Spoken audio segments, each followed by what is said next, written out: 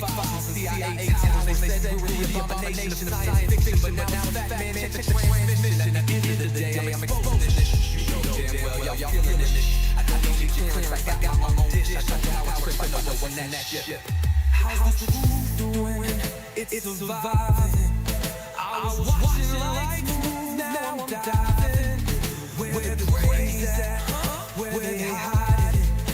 Got the dots to make your life so enlightening. Now this could be a beautiful death. I'm jumping through dimensions. This could be a beautiful death.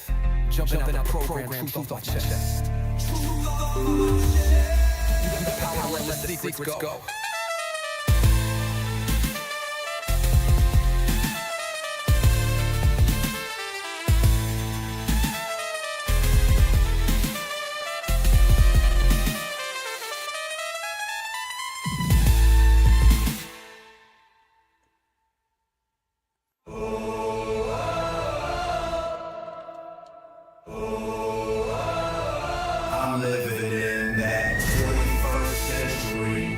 Something mean to it, dropping truth bombs no one's ever seen. Do it, screams from the skeptics. Yeah, I bring truth to it. I guess every whistleblower needs theme music. No one man should hide all that power. The clock's ticking, I just count disclosure hours. Stop tripping, I'm tripping off the towers. UAPs in the sky, they ain't ours. And the truth frozen, and the secrets up in the deep state moves in the shadow. Here we rolling. Everybody, we rolling with some blazing in the dark and some toxic code.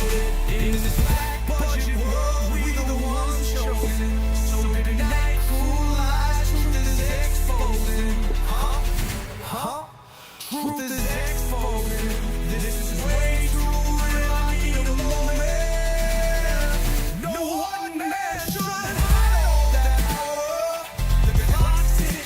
Just count disclosure hours. Stop tripping, I'm tripping off the data showers. Until then, that the truth is out, as they say.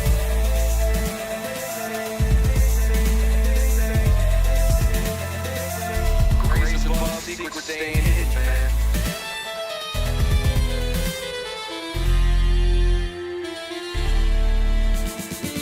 SNL in the newscast, telling Lue Elizondo got the last laugh. More specifically, Greer with the flash drive. File so big they make it past die. Jack Barron with the deep dive, reversing in crack with a keen eye. I'm embodying characteristics of the mystic. He knows he's so veridic.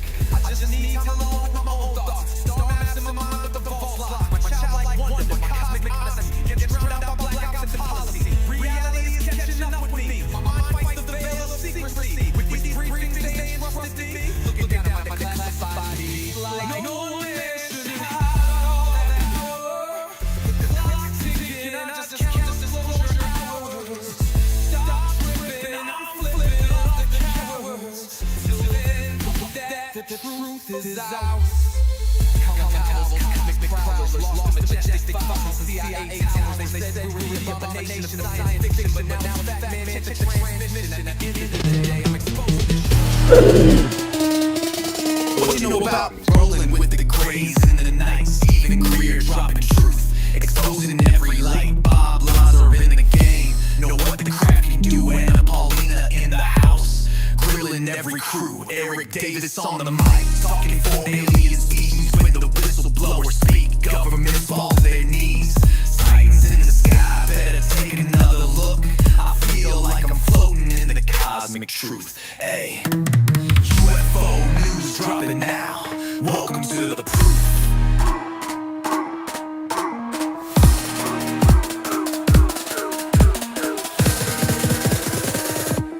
The data, Eric Ferguson. The data confirmed their presence. Hope everyone's doing good today. We're going live here in a cave somewhere in Florida. Hopefully you guys enjoy the live and we get the segment rolling here. Sorry about the weird intro, like this thing wants to send me somewhere else. I don't know why. Adjust that. Okay. So we do got this going on. Could just do this. Yeah, so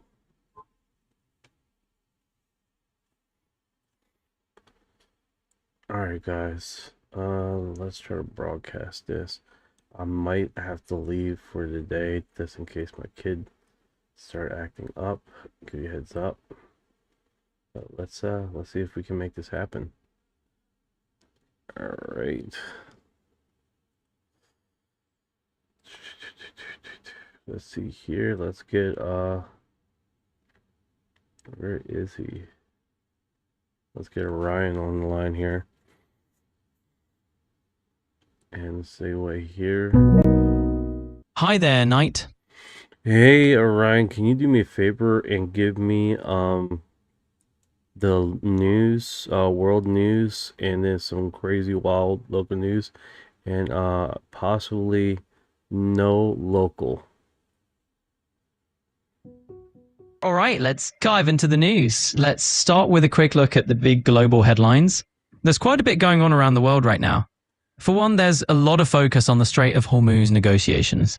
President Trump has been hinting that a deal might be reached soon with Iran and Oman, which is a big point of discussion today. There's also news about migrants crossing into the Spanish enclave of Ceuta from Morocco, as well as rising tensions in Ukraine, where Russia is reportedly deploying a North Korean missile unit. Zooming in on the US, Michigan's Democratic Senate primary is making waves, with Abdul El Sayed's victory drawing a lot of attention. There's also some buzz around a recent FAA investigation into an incident involving Trump's helicopter coming too close to another aircraft. And as for some local news, right there in Clearwater, well, it's been a bit of a wild ride. No local news. Good night, Maria. Oh, got it. I'll skip the local news for now. Thanks for the heads up. Damn it, dude. I keep telling you the same thing every freaking day. It's super annoying. Love you. Good night. Of course. Right, well. Alright, give me weird news. Give me some weird, strange stuff. Give me the strange stuff.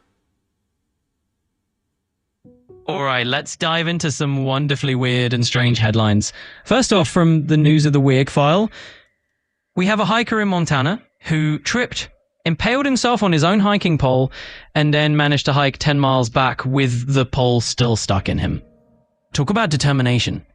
Then there's a Kansas City man who, in an epic quest to retrieve a bottle of Mountain Dew, ended up falling into a portable restroom's tank and got stuck there for 8 hours. Dude, 24 hours. Less 24 hours. I need 24 hours. You're not giving me 24 hours. I know that Montana one is pretty wild, though. Absolutely. Let's dive a bit deeper into the weird and give you something fresh for the next 24 hours. There's always something... Alright, let's dive into the latest oddities from the past 24 hours. We've got some real gems here. First up, in Alberta, Canada, a marmot decided to hitch a 75-mile ride in a man's car after sneaking into his garage. Imagine that unexpected passenger.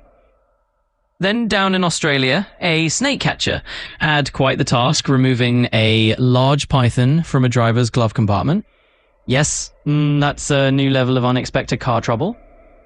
And in the world of record breaking, a 97-year-old wing walker broke her own world record for the oldest person to perform stunts on the wings of a plane. Talk about living life on the edge.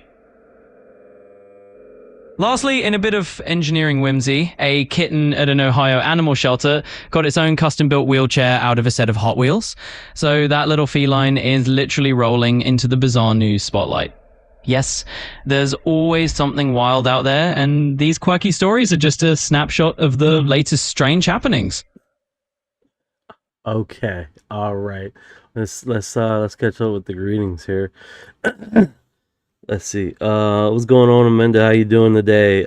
Mark Davis, greetings from Kakapo County. Well, that's all right. What's up, man? What's going on, 56? I love this show. That's what's up, brother. Dennis, what is going on? How you doing today? Let's see who else is in the lobby here. Gris, how you doing? Michelle, Max UAP, Orb, what's going on, brother? Tammy, Stefan Cameron 822. Anna, as always, how are you doing today? Anthony just popped in. How you doing? Let's keep on going. Hey, Ryan, would you like to greet anybody? It definitely sounds like we've got a live-ish group tuning in. I love the energy. So, hello everyone. From Mark in Kakapo County to Dennis, Michelle, Grizz, and all of you out there. And of course, a big shout out to anyone else who's just popped in.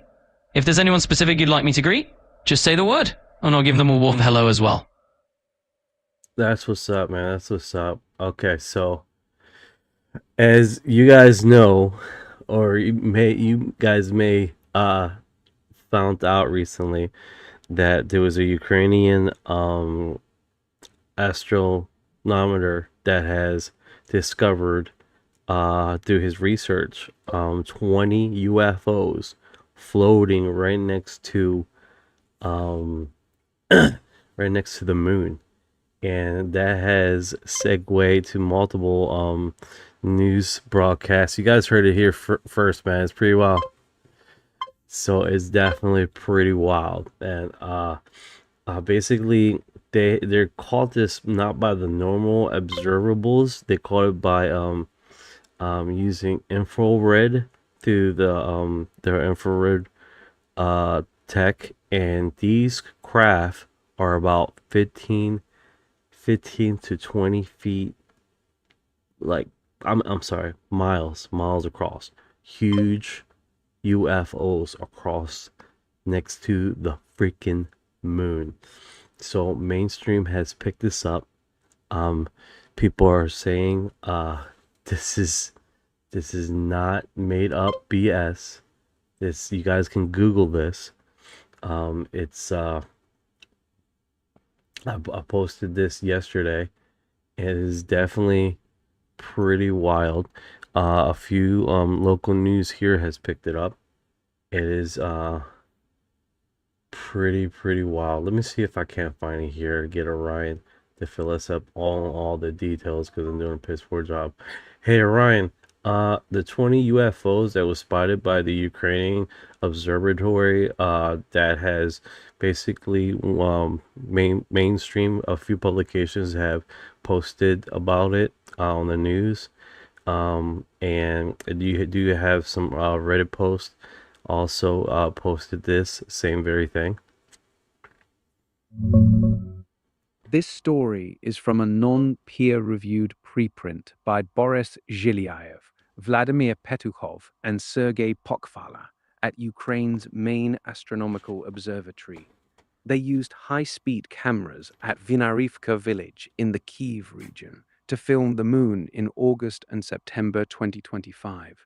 On September 7th, around 7:05 and 7:27 p.m. Eastern, they captured footage at 20 frames per second, showing over 20 faint objects near or on the lunar surface. 20. How big are these objects? The sizes vary a lot depending on how reflective these objects are assumed to be. For the atmospheric ones, which seem anchored near the moon, their estimated sizes range from about 440 meters to 1.8 kilometers. For the continental ones, which move across the lunar surface, they're estimated between 14 and 40 kilometers across. That is pretty wild. Now, can you transfer that to miles? Because kilometers, I don't know. I'm sorry. No worries at all.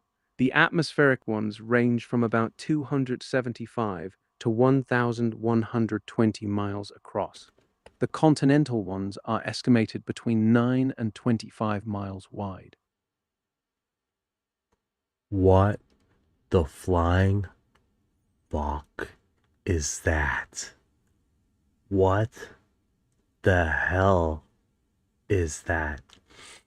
So I did download his PDF file, and I was like, I read it. I even posted about it on X, but I didn't realize the true extent, the true nature of the size of these fucking UFO, bro. Like, this is wild, and this is being posted everywhere. People are not realizing I heard of it. Okay, all right, 20 UFOs, blah blah blah. I even pushed it on my fucking TikTok, but I did not realize the extent on how big these freaking UFO observables are. All right, let me catch up with the comments here. Amanda, oh my god, Davis Mark, what's going on? Yo, Pipeline Dreams, what's going on, brother? What is going on? Yeah, those sizes are genuinely massive. For context, the smaller ones are like city size, and the larger ones are bigger than Manhattan. I mean, it's no wonder it got your attention. Yeah, that is absolutely wild. Absolutely wild. Has anyone interviewed him yet? No major interviews with Boris Zhilyaev or his co-authors have surfaced yet. Yeah, that is definitely pretty wild, man. I am like right now just trying to like figure out what's all the data. Now, these things are all right, let's break this down because people are coming in right now. This thing is how many feet across? The smallest ones, the atmospheric group, start around 275 miles across. That's roughly 1.45 million feet. The bigger continental ones go up to 25 miles, or about 132,000 feet. So we're talking truly enormous scales here. That is extraordinarily huge, guys. That's not this small craft. That's a freaking monster. You can say equivalent to a few motherships and are over top of us right now, next to the moon. Yes, it has not been peer reviewed. The paperwork, the data has not been peer reviewed. It has not been cross-analyzed yet. But if this data points of the information is coming in, it is absolutely fucking wild. Absolutely wild. Horrendous. Alright, German. That's what's up. Hey, homie, I enjoyed your stream. I have some suggestions I want to share with you, but I don't want to spam your chats. Oh, no problem, man. Discord, Marthin44. I think I can get that on. I did turn that off, the Discords.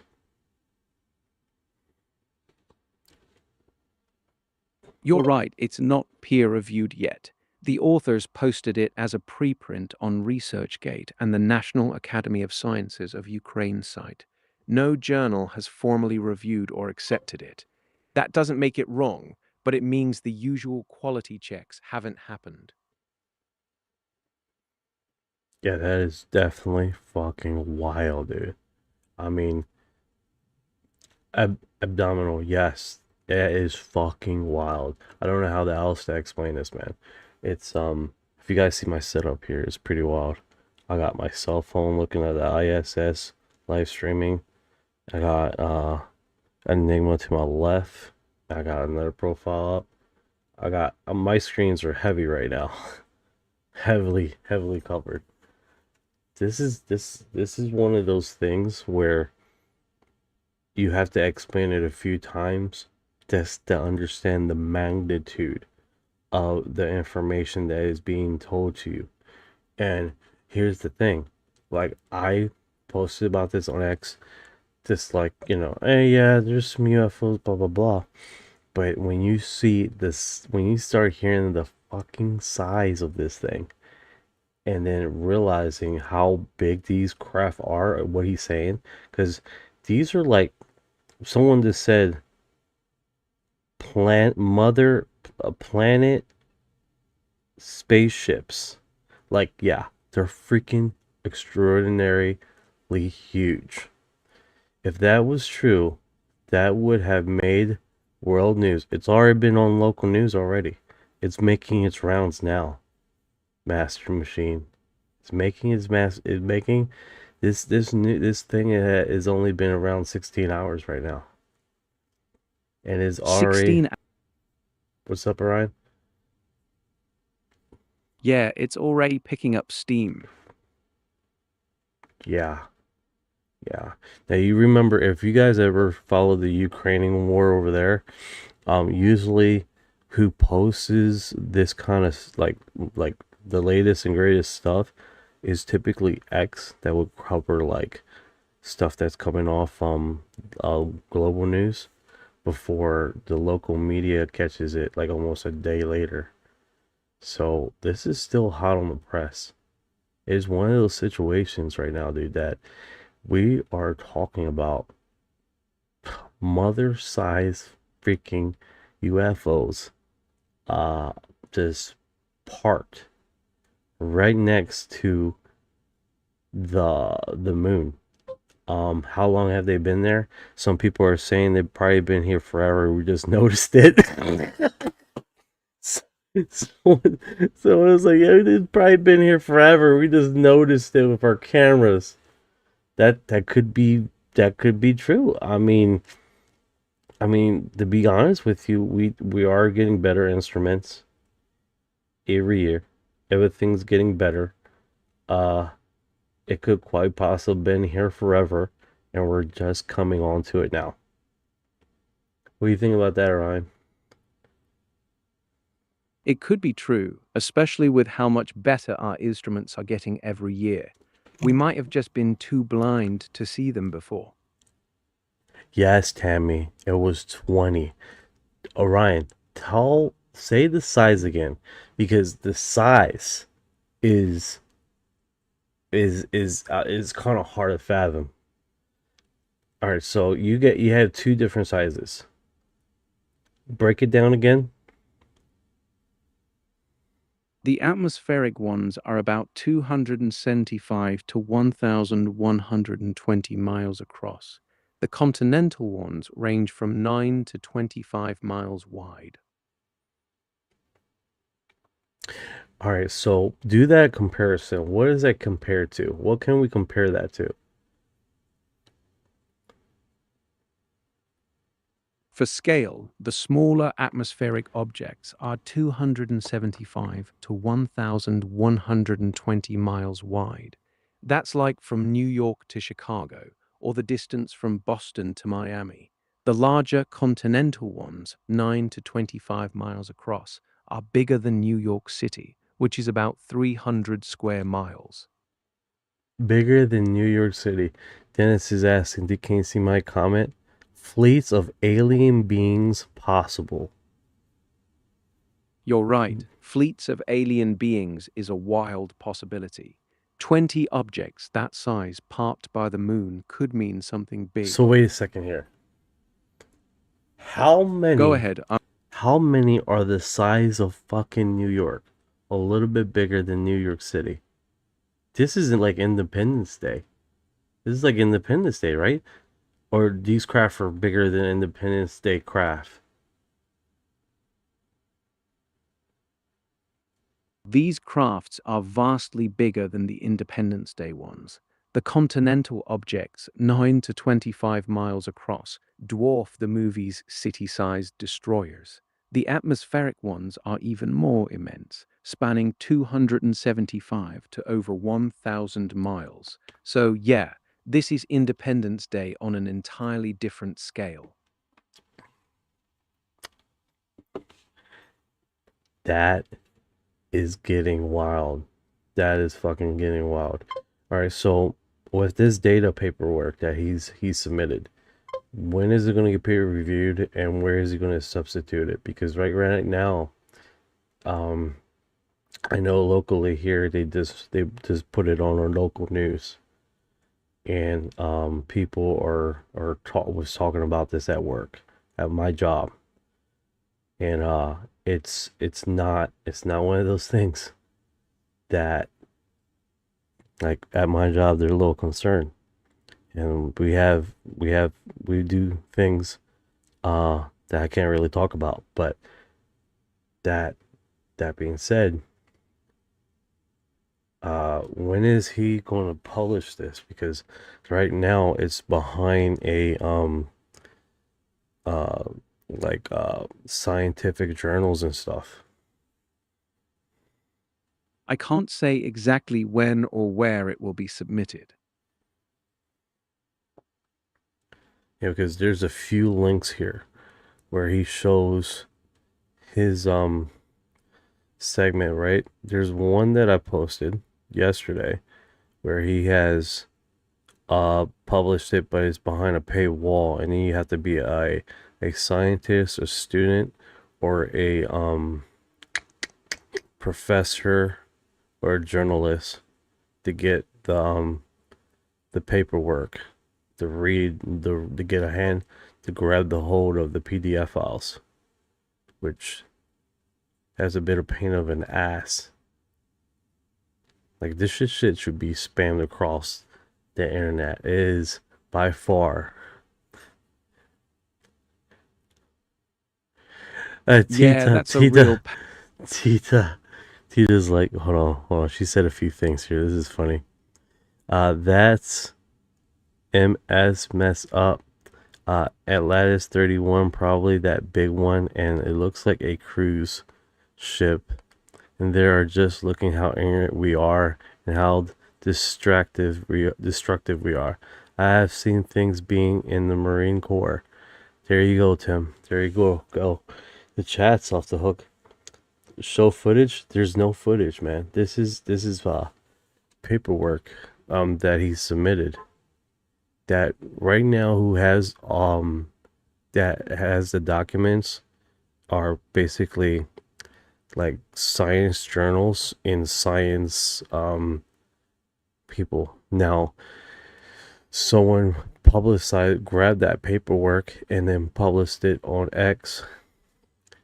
And let me see if I can find a hyperlink and see if we can find a roundabout to get this segment. But yeah, it's been in a few places now. Hey Ryan, can you do me a favor? Can you search on the internet to see if we can't find a public paperwork that we can download possibly? Yes, I found the preprint. It's Observations of Unidentified Flying Objects on the Moon by Zhilyaev, Petukhov, and Pokvala. You can download it directly from ResearchGate. All right, ResearchGate sounds like it's do I need to register an account there? You can often download it without registering, but if there's a button asking for it, you'll need a free account. Okay, you went through like academia, ResearchGate is you saying that is publicized? Security check. Okay, I think I got it research. here. Got it. Download. Nice. All right, let's see if we can't get this on the screen so we can talk about this here.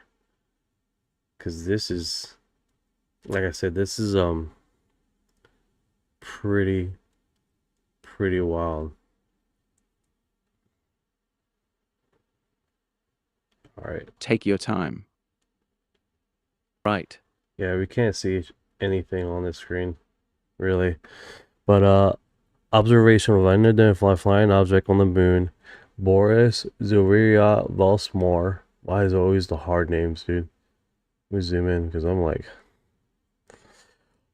abstract high-speed video recordings of the sky near the moon has allowed us to detect numerous UFOs. The size of objects vary from 14 to 35 kilometers. Their speed range from 6 to 11 kilometers per second. The UFO demonstrates variable brightness in the range of several hertz with amplitudes about 2%. Reconstructed imaging show toroidal and disc-shaped objects. Yes, the common fucking saucer that we know very freaking well, dude. I live and breathe this shit. You know what I'm saying? Holy shit. Right there in the abstract, 14 to 35 kilometers. I know, right? That's roughly. I know, right? Date Mark Davis. Say, shut up! Hurry up! Stop! Hurry up! Stop! Slow down! I'm with you. Take it slow. This is wild, man. The Totora UFO, 36 kilometer size rotation period of about 157 seconds and centrifugal acceleration of 140. So these things are not this parked there. These things are moving around up there. That's the key part. That's what I'm understanding from this fucking report. Yeah, that's exactly what the report is saying. These things are actively spinning, not just sitting there. Master machine. Like you're saying, a craft of 1,000 miles size would world news, so this can't be real. That's literally a comment with, I mean, that's just a blanket statement, dude. I mean, this is data that he's collected, that he's publicizing in like in these journals for other scientists to look at. That's pretty wild. Why would someone risk their reputation to publicize something like this? Of raw data that he's found. That's a quite a leap. This to say a general statement like that, dude. I mean, that's really freaking wild. This is extraordinary. The 2022 Pentagon Unidentified Aerial Phenomena UAP UFOs reported covering 510 catalog UAP reports collected by the branches of the U.S. military. The 366 reports were assessed in routine airborne phenomena. Reminding, alright, so this is an introduction, so you guys know. Analysts of objects on the moon. The moon was detected during the sky monitoring the September 7th, 2025. This shit's fairly recent. This thing is fairly recent. I know where you are, Master Machine. This is fairly recent.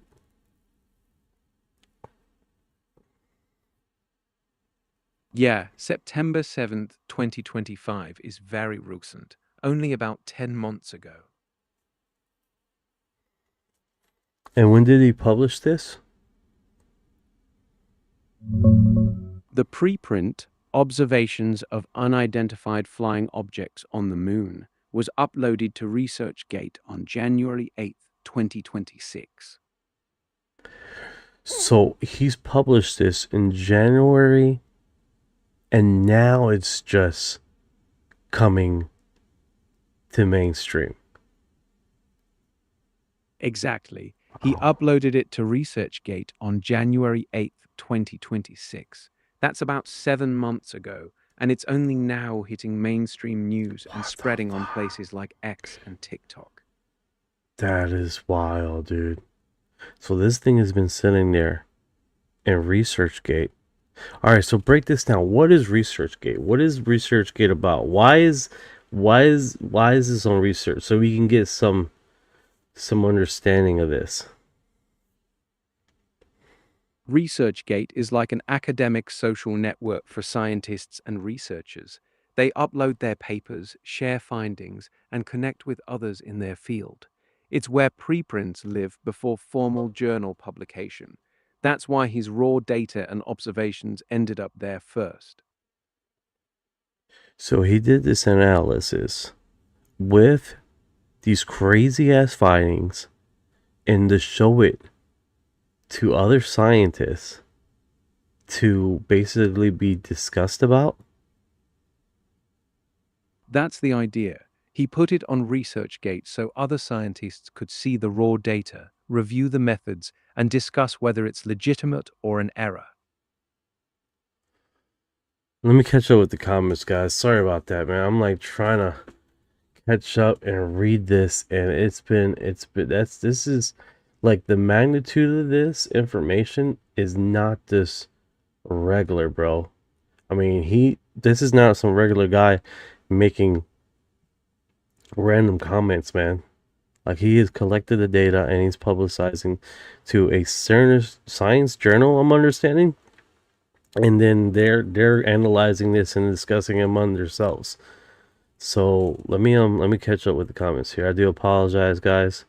Just like I'm trying to encap, because like I read it yesterday, I posted about it. It didn't sink in the magnitude of this fucking thing, dude. Thank you for her heart. No need to apologize. Take your time with the comments. All right, Chips, what's going on, you bro? What you know? What do I know? I can't tell you. I can't tell you. I can't tell you everything I know. I can't. Yeah, I hear you. I just can't, Chips. I wish I could. We were talking about it at work though. Like, someone's mentioned it. I'm like, yeah. I'm like, I posted about that yesterday. And he's like, yeah, dude. Yeah, it's people talking about it. Are you fucking kidding me? So yeah, it's on the local news too. I'm like, let me go back and look at this paperwork again. UFO chips has arrived. Yeah, take another look at it. UFO chips, delicious. All right, let's get it. Holy shit, you guys are blowing up. Could Earth be UFO and the sun is a battery? Marcus Davis, quite possibly, bro. UFO Earth. I know, right? The big Earth is the UFO. It has been called Spaceship Earth before. I hear you. Solar planet. NASA has already known this, right? Great question, Jamie. They haven't publicized nothing like this. NASA, the new administrator, well, I'm calling him the new administrator because he looks like a young guy. He has stated that they do have unidentified objects recorded that they're going to start publicizing the unidentified flying objects, but they don't make it a big thing, right? So that's what the new administrator is stating, Amanda. While humanity, we had good run. Welcome our moon overlords. We had a good run, guys. Welcome our new fucking little overlords. E.T. just came home. Oh shit. Alright. Moon overlords, I love it. Been beat up. Let's go check out the planet Uranus. Will be a hurry. I know, Mark. That'd be the place to go, man. Plays ID4 music. Show footage. Storytelling. History story. Take your time and hurry up. No cups to go with the saucer to help promote movies. E.T. phone home. Man is like, yep. Let's see here. Max UAP orb might explain where the orbs come from. I know if there's a mothership and a whole bunch of these orbs are coming from somewhere, I mean, that's just quite possibly, man. But to have fucking Ryan, you still on the line? I think he hanged up. I think he's tired of my shit. I think he's tired of all my questions.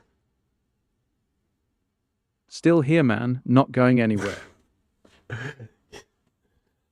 You're my emotional pet parrot. My emotional pet. Hey, I'll take that. All right, so out of the 20 spaceships or UFOs, let's just call them UFOs because they're unidentified, right? I'm sorry, guys. I'm looking at the ISS live feed right now. Like I said, I got this whole screen is lit with a whole bunch of shit going on. and I got the ISS just rotated their camera towards Earth. So I'm trying to see if the other camera's available to face into space. But here's the thing. I lost my train of thought. Let's start there. Okay, out No of the worry. 20 craft, the ones that are the size of New York City, how many are bigger than New York City out of the 20? Out of the 20, the 14 to 35 kilometer ones are the bigger group. That's roughly 9 to 22 miles across. So all of them in that range are city-sized or larger. The report doesn't give an exact split between the two categories. Oh, I see what you're saying. So they just say, okay, some are this and some are that. Not exact separation. 10, 15 or New York size out of the 20. They don't do that. Exactly. No exact split.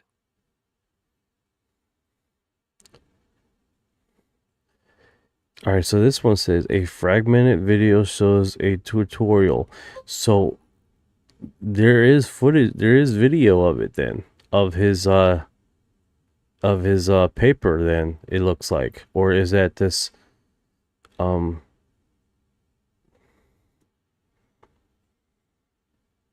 The paper includes screenshots from the high-speed video recordings.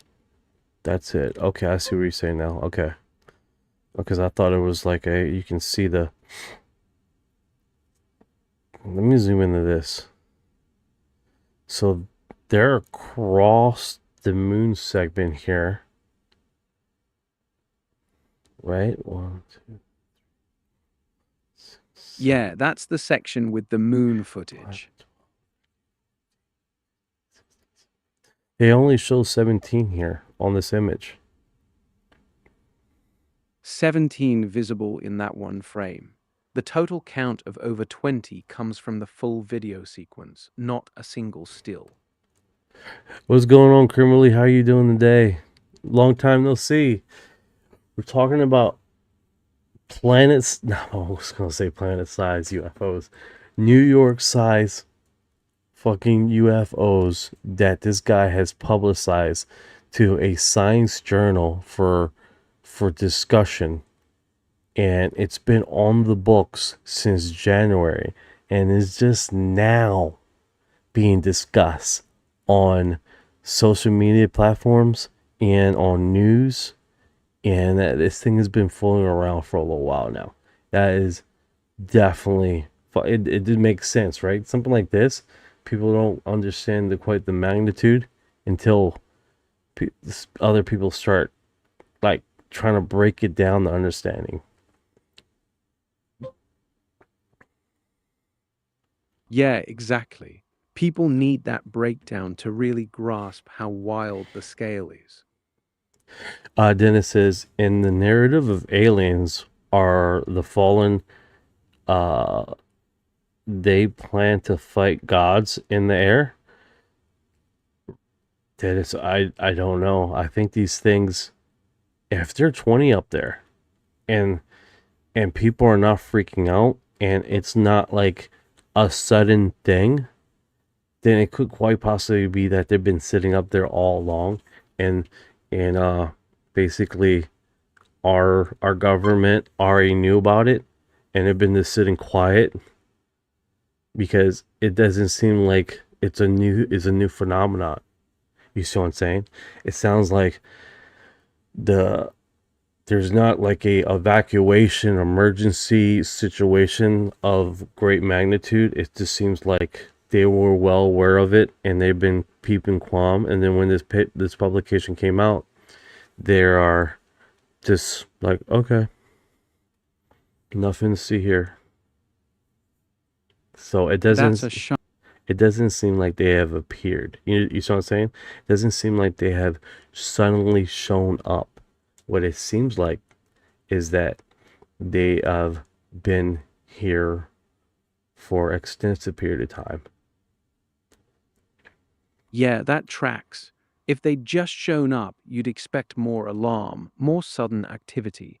The quiet reaction suggests they've been parked there a long time, and the people who watched the sky already factored them in. Alright, so no fighting here to help humanity and the planet. Quite possibly. They're probably observing like we're like zoo animals. I mean, everything has shown that they're observing the zoo animals. That's the zoo hypothesis. They're watching us like animals in a preserve. Let's see here. I heard NASA paid 13,000 for one bolt. It's fucking Christ, dude. That was one of my favorite movies, man. Independence Day. I'm sure a lot of money for everything, just like military. It's all big money laundering scheme, and their friends get rich 100%. I wonder what the shuttle pilots saw when they flew to the moon and back just recently. Great question. Great question. You're spot on with that. I wonder. Okay. Amanda says weird. My PDF all different from academia. I know that you can find this in two places. You can find this in academia source, and then you can find this in the one that I got from just now, which is a free download. Gateway something. ResearchGate. Thank you, Ryan. ResearchGate. So there's two locations you can get this. So if you guys are wondering what I'm looking at here, because I keep glancing, looking all weird, because I just caught myself looking at the ISS footage, and it looks like I space out, and that's not necessarily what's happening. Well, that is what kind of happening, because I'm looking at the space thing here. So if you guys are wondering, I'm like right up on this thing. No worries. Keep So an eye on that This just showed up right here across the side, so I don't know what that is, but definitely interesting. Meanwhile, we are keeping the feed alive here.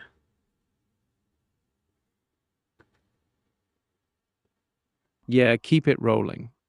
Okay, so what's going on, Jill? What's going on? I'm a giraffe.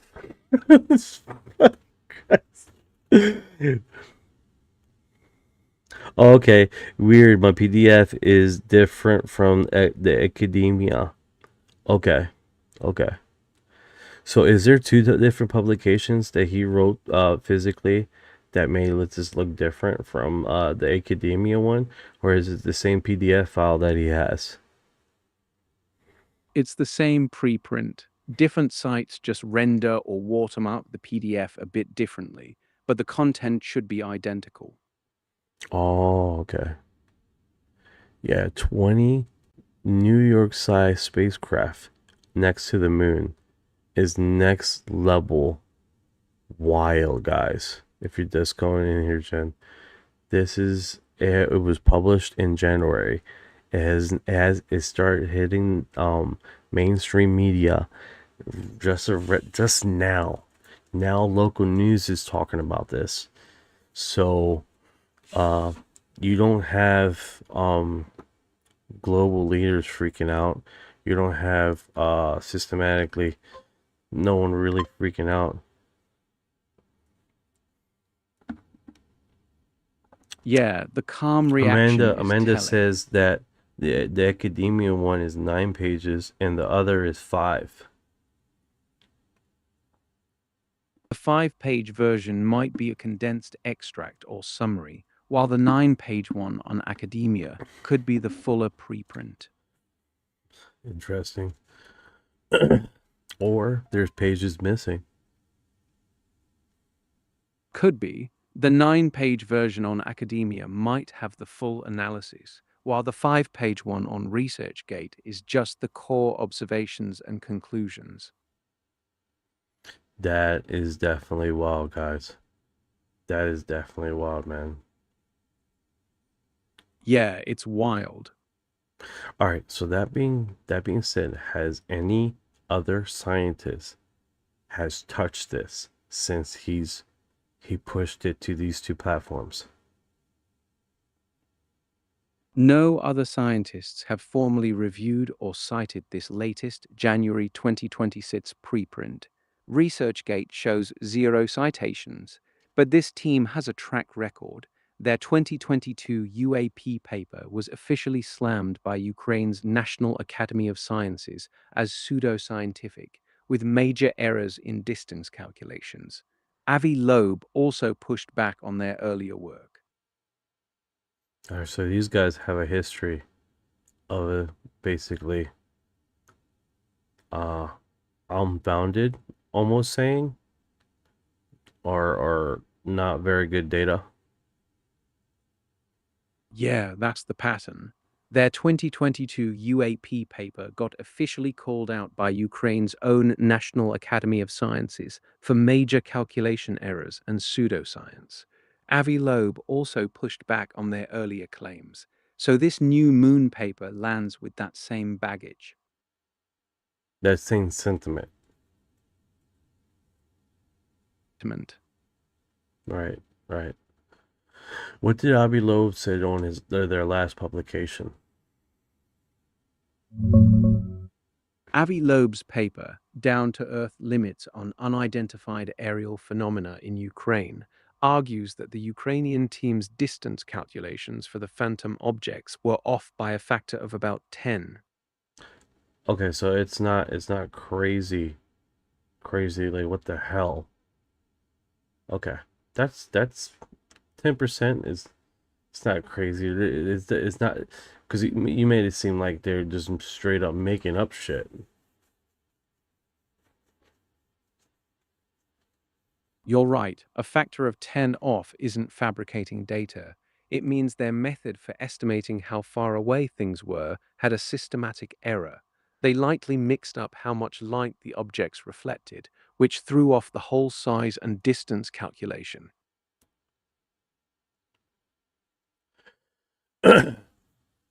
Yeah, Dennis. What's it called? Just heat signatures site for craft. Yeah, so the heat signatures are showing saucer-shaped craft. Some of them being New York size.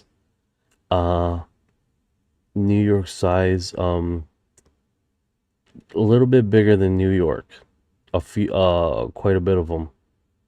And anyone bigger than the size of New York, Orion?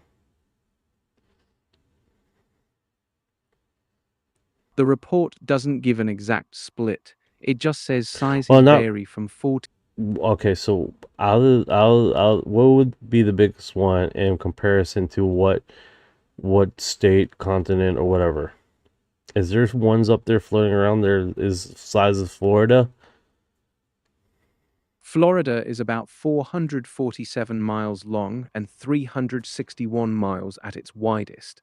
The largest object in the report is 35 to 36 kilometers, or roughly 22 miles across. That's nowhere near Florida's size. So that's like what, half of Florida? No, nowhere close. The largest ones here are only about 22 miles across. Florida's over 360 miles wide. Okay. So these are So 22 miles across. So basically, DC, New York, those sizable guys. Yeah, exactly. 22 miles across lines up with New York City, and DC's metro area is in that same ballpark. So we're talking city-sized or a bit bigger for the largest ones in the report. What the fuck? So you got DC and New York fucking saucers or heat signature shaped saucers floating around up in space around the moon, and they have dropped this data for basically scientific review and discussion as next level fucking wild. Let's start there. Let's just start there. I just found some papers. I just found some data points. This is what I found. I'm gonna give it to you guys, the scientific community. This is not some fucking rando. And they have publicized stuff like this, but it hasn't been just slightly off, like 10% from Avi Lowe's initial data collection. So these guys are fucking just dropping some bombs here. And here's the thing. It was dropped in January. Fucking January of this year. And it's not even hitting. It's just coming out on social media now. A lot of people have picked this up now. So this has been published in January of this year. And no one has touched this since then. And then no scientist has went to view this to analyze any of the data. Right? Is that what I'm understanding? No one has went there and started investigating or anything, because they would have a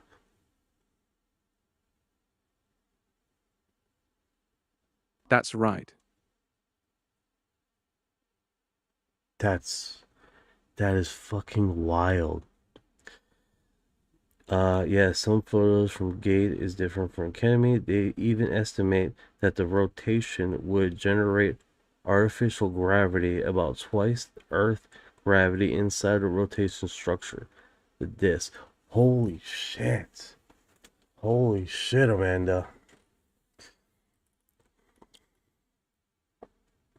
So these things, Yeah, that are if this is real, the size and the movement, the gravitational field of this thing rotating and moving around would show some signs of gravitational artifacts, I would believe. you're thinking like a physicist. If something that massive is spinning and moving near the moon, it should create detectable gravitational effects. But the report doesn't mention any. A fragment of image video shows continental UFOs. A fragment of shows. Yeah, this is pretty wild, man. This is this. And here's the thing, it's like the description here, because he's like, the moon was detected during the sky monitor on September 7th, 2025.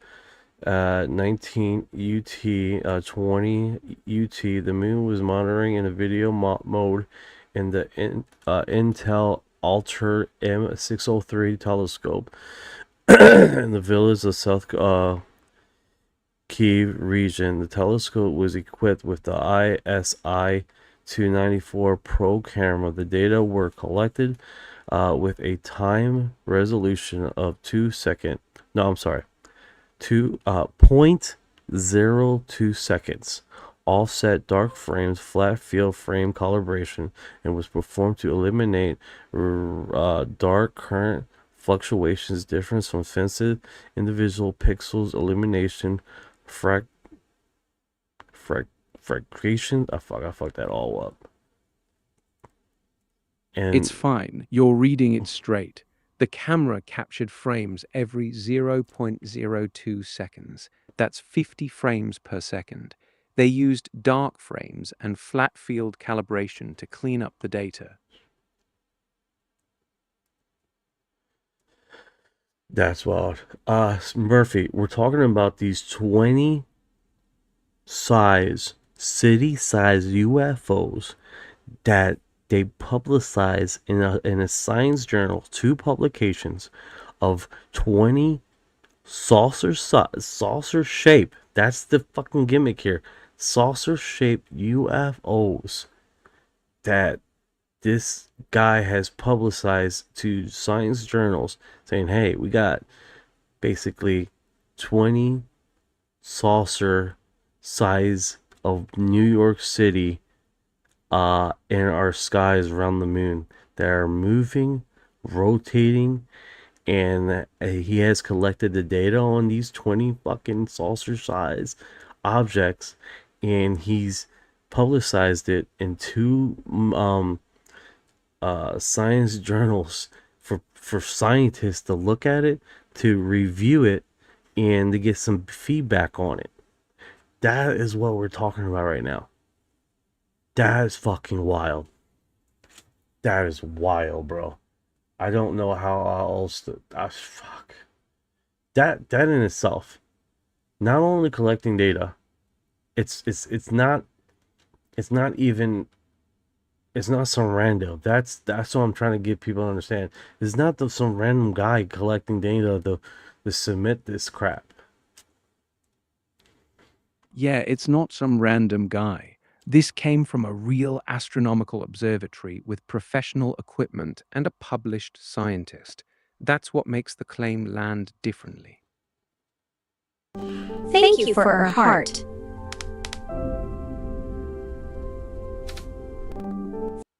Yeah. Damn.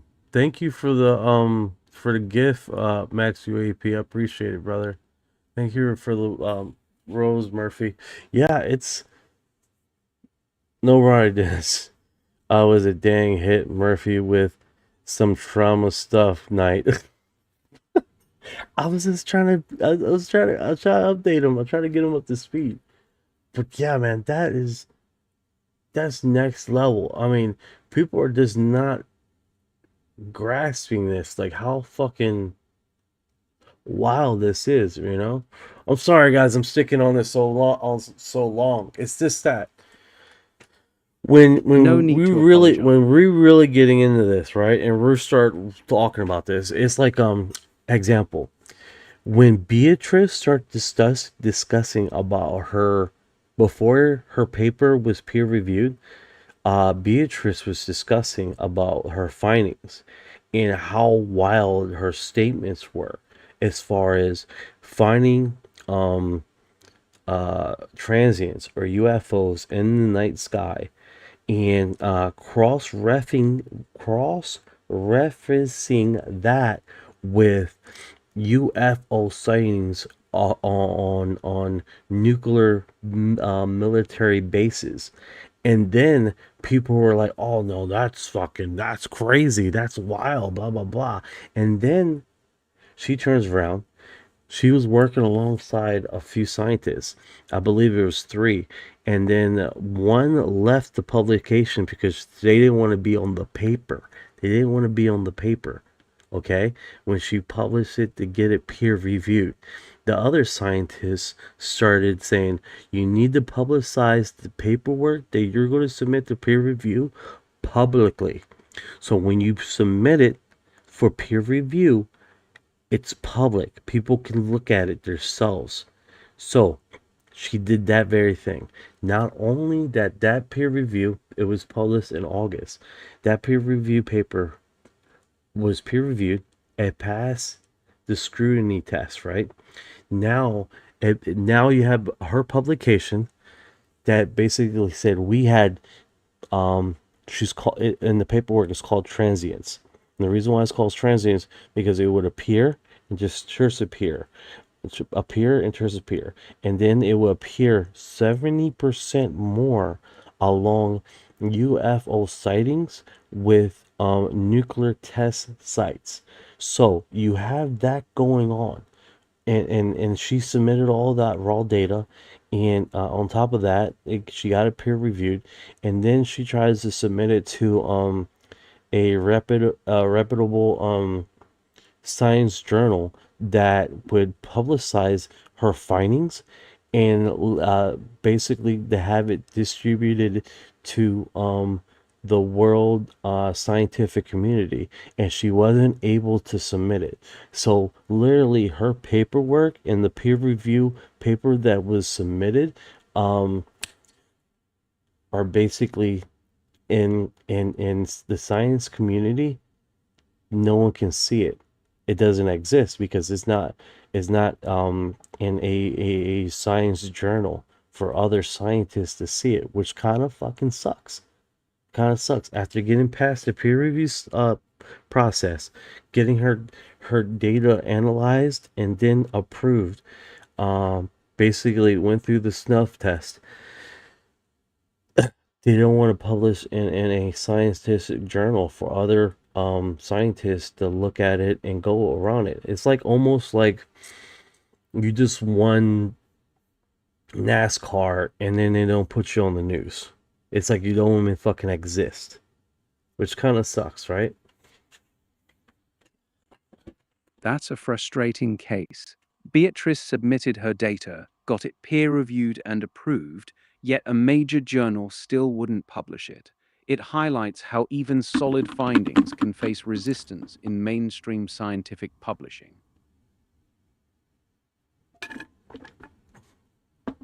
And I think that's the biggest frustration with this, right? You have let me catch up with the comments. We want to find this stuff, but this is huge. If it's true, no, 100%, Dennis. I agree. What's going on? Murphy, Jen. Oh, gotta open up the screen. It's like the words. I know there's shit out there. I've seen it less than a football field distance away. Is just a shot. Yes, but it sounds about right. No, it sounds about right. You do have when we're talking about scientists, some of these scientists have egos the size of Manhattan. That's the reality of it. And it's like, how dare you with all my science, literature, and investigation? We cannot possibly fucking be wrong. And then you can see that. You can see some of these people have never been scrutinized because people have just took in their word for what it is, you know? And it's like, well, is that really true? So how dare you to fucking ask me that, you know? Yeah, the egos are real. Some scientists treat their field like it's settled truth, and any challenge feels like a personal attack. Yeah.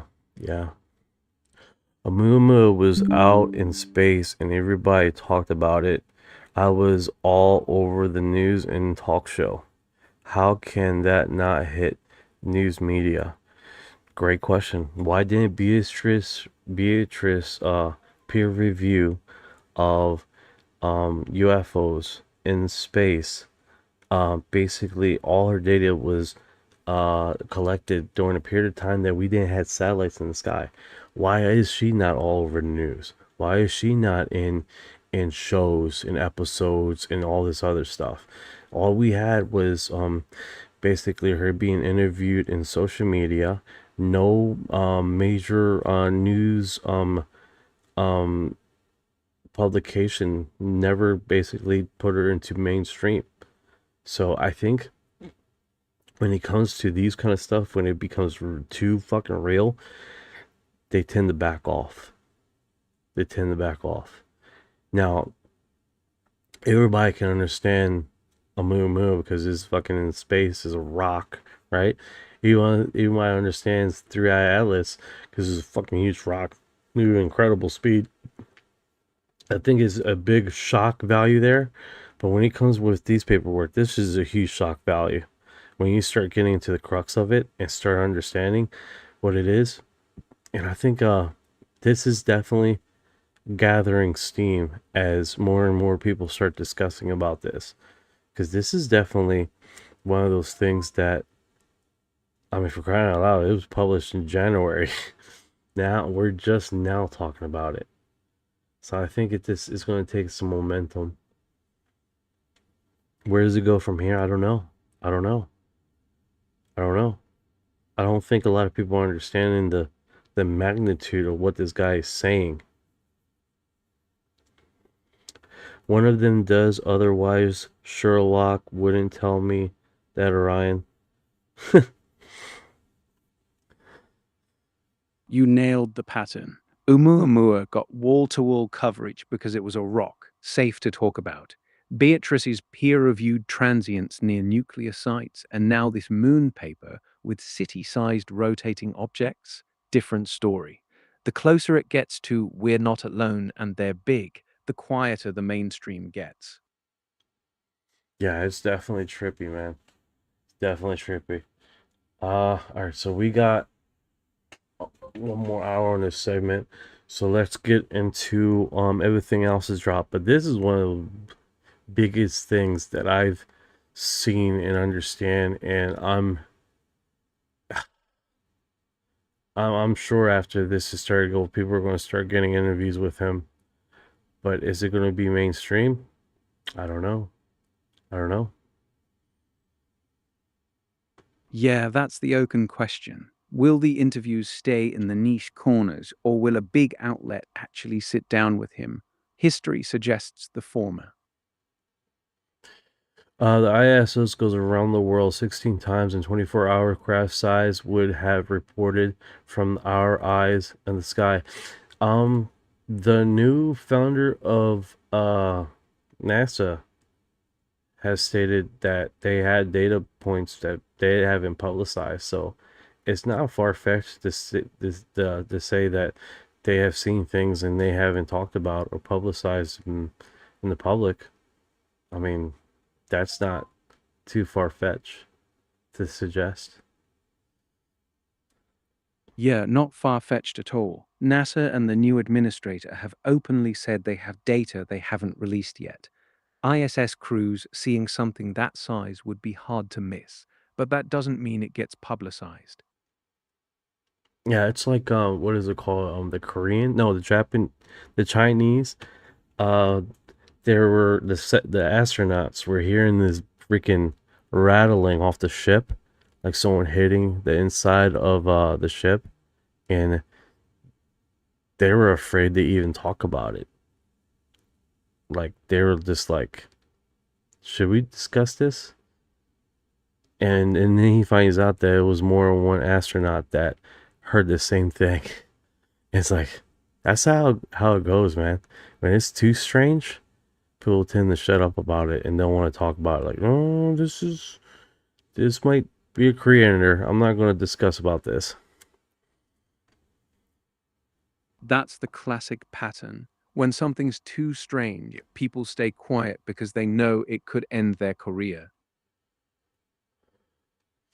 All right, so yeah, that's why I wanted to get you up here to get some break this down, because this is definitely pretty wild stuff.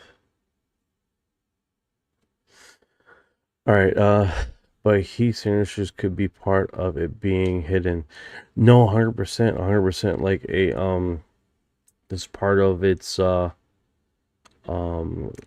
cognito signature. I went Star Trek with you, right? Part of its cognito signature. It leaves this heat signature. You know, like that makes sense to me, you know? Fuck. Oh shit. Well, we captured your heat signature. We know you're there. Yeah. Yeah, that's basically Alright, let me see here if I can't get this on the screen here. Display, capture, share monitoring. I wonder how I can add. Would it let me do applications? No. No. Cancel. Will I leave it on there? Of course it would. Can I delete it now? No, of course I can't. Sorry guys, I'm trying to upload my display share monitoring. Maybe that would be it. Let's open that up. No, I did the same thing again.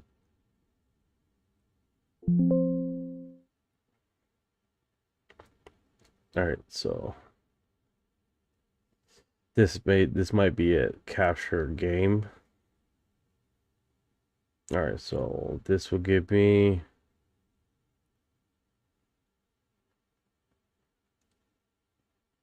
more options. Yeah, this gave me more options. So the one that I need to grab is this one.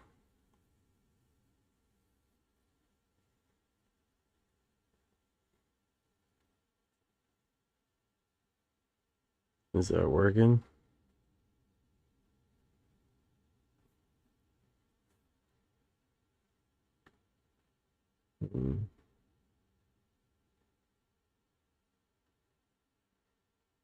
No, it won't let me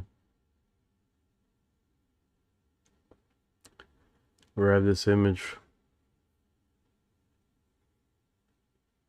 Okay. All right, so Jason Sang was recently interviewed on the UAP Report Center. Let's see how he plays this out, because he's stated some things here. Exclusive whistleblower Jason Sang drops a bombshell in the latest interview. He claims NHI are returning to demand their return the captured beings and retrieve technology. Is forced disclosure imminent? Coming soon. All right, let's see how he says this, bro. If those craft in the sky, fucking, that's when the return of the NHI will come, and that's when the return of the NHI will come, and they're going to demand that this program give up all of its technologies and its prisoners that they've captured from all these retrievals, and that may come along with a mission type that's also going to engage with all these other beings that are here illegally in their minds, or doing things that are not supposed to be done. Because, you know, if you've got a government here on this planet, well, what does the government in the galaxy think about what's going on this planet? And I'm pretty sure that most of them would agree that, just like we would, that there's certain crimes that you don't want to step into, but that seems exactly to be the way that some of the eyewitnesses are describing their abduction, is that these creatures definitely were doing bad things. So I think that if that's true, then certainly we're headed towards a climax of some kind. And when I was on mission, I had heard that, yeah, indeed, they will be coming back for their technology. Well, I mean, here's the thing. If these guys were coming back, right? If these guys were coming back, everyone's assuming that it's going to be a confrontational situation. It might not be. It might just be a pickup scenario here. Like, they agreed, like, hey, we're going to pick up our craft, a rendezvous point to pick up everybody. So it might not necessarily, I mean, it sounds confrontational. Don't get me wrong, guys. I'm not saying it doesn't. I'm just saying, it could be subject for interpretation. You know, that's all I'm saying. His saying that they're coming back might just be a natural precursor of, hey, we let you borrow our tech to try to reverse engineer it, and now, I mean, the tech and everything else could have been on loan to back engineer, right? That could have been the plan all along. It could have been the plan all along to do that very thing. That being said, this is pure speculation. I have no idea if his statements are real or not. But that's his preview. His preview. If you guys don't know who Jason Sands is, he was interviewed on Joe Rogan, and he discussed about talking to a blue alien that parks right in front of him and runs up to him and start asking about a certain type of metal for his craft. And then soon after that, he couldn't find it. What's going on, Tab? How you doing? Tab is in the house. Where's that T? Where is that T? Can't find the T. Ah, bam. Tabitha has arrived. I told you I'd make it! Good times. I'm doing good. I'm doing good. We have been discussing some wild stuff. Alright, so this is UAP Wiki, UFO crash. Did they recover this one as well? It's 2012. It's kind of hard to tell what that looks like. That could be anything.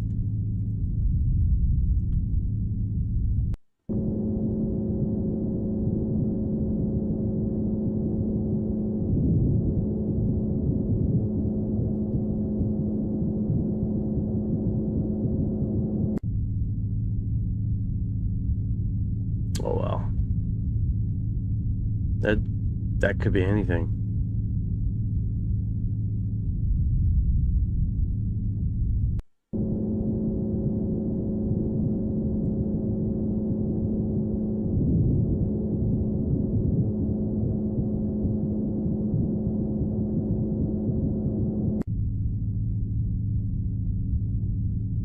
Doesn't even look like a saucer.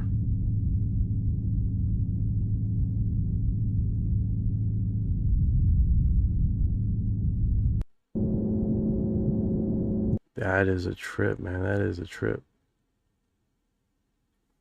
The only thing here is that he gives a date here and then he doesn't give a location. I mean, it does look like Alaska, to be honest with you, but I don't inherently know if that's the case. You see what I'm saying? I don't know if that's real or not as far as there's ISS doing their thing.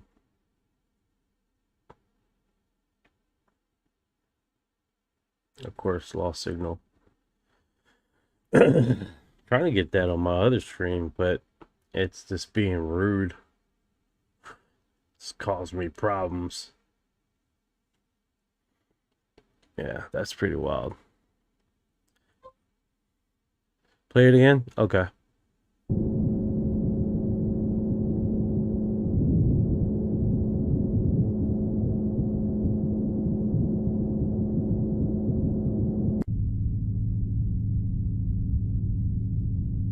Yeah, there you go. 1961, just falling aircraft debris.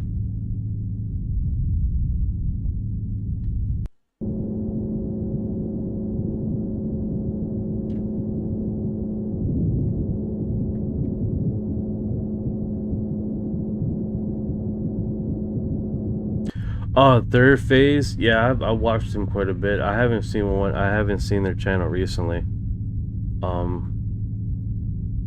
I know they post what they find, the videos and all quite a bit. And then there's Secure Team. Faceless YouTube channels. They're the best.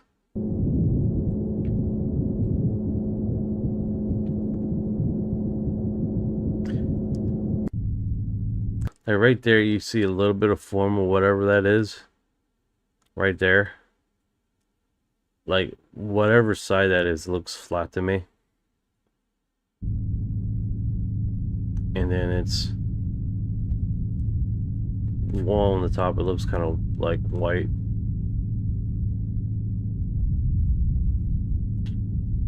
Yeah, it's definitely an unknown category.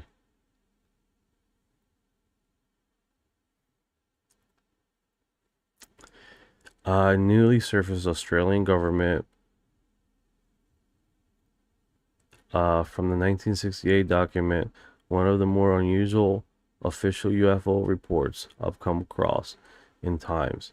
The memo states that 3 bureaus of meteorological observatories, along with a Royal Australian Air Force controller, watched an unidentified flying object. Sydney radar reported tracking it. The Whitney also recorded a position using a what is that? Theodolite? What the hell? Allowing investigations to estimate altitude exceeding 45,000 feet.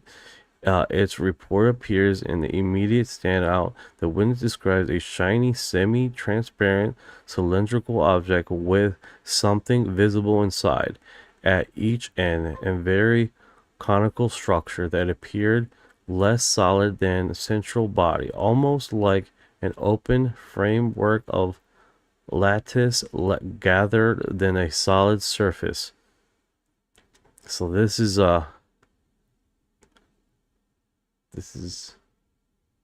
apparently what they're saying.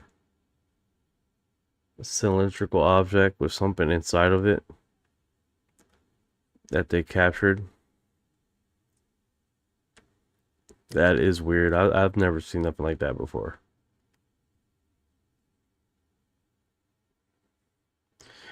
It's just weird how it got it right connected to. That's a little off on that side. This telescope. I don't know what this is. And it doesn't state if this is the actual image or not. This probably is because it doesn't say a rendering. To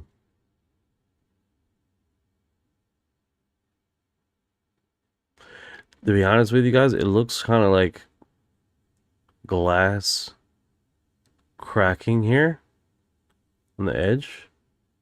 Glass cracking on this edge. Does this look like glass to me? Like if we zoom in,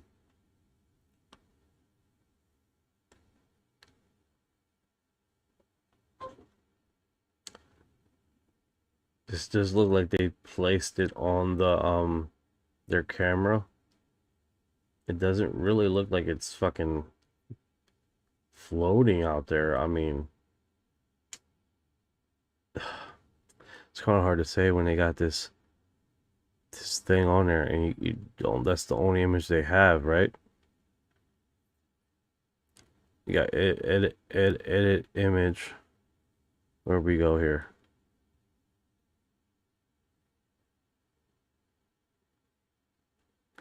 It will open it up to Grok to interpret, the edit, the fuck with it. Yeah, animate this footage. Like, yeah, okay. Let me see what they have. Like 9 comments on this post. I want to see what they're saying here.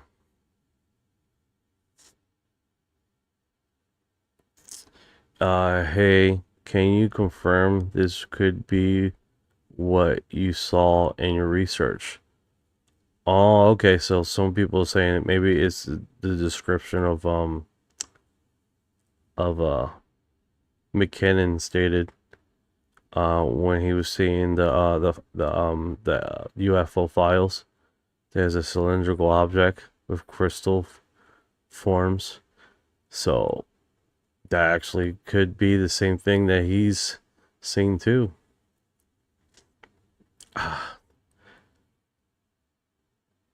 When they do these reports, they don't talk about how if these things are moving or stopping at the times, right? And it has been reported of, I mean, could I be wrong? Or could like ice particles be floating in space? I mean, ice particles don't necessarily have a